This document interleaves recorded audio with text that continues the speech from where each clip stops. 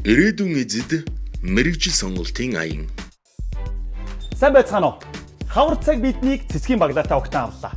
Зарим төгсөгчдийн хувьд мөнгө хонхны баяраараа ямар костюм өмсөх вэ? Хэрхэн үсээ засуулах вэ? Ямар дээл, ямар даашин зар гоёх вэ гэж асуудал тулгарч болох юм. Энэ бол асуудал биш. Энэ бол зүгээр нэг зурган дээр л нэг аятайхан гарах төдийл зүйл юм. Хамгийн гол зүйл бол мэрэгжлээ хэрхэн сонгох вэ? Жангум шиг мундаг тоглооч болох уу? Леброн шиг шилдэг сагсчин байх уу? Эйнштейн шиг эрдэмтэн болох уу? Ээжгээ нягтлан бодогч болох уу? Энэ таны сонголт.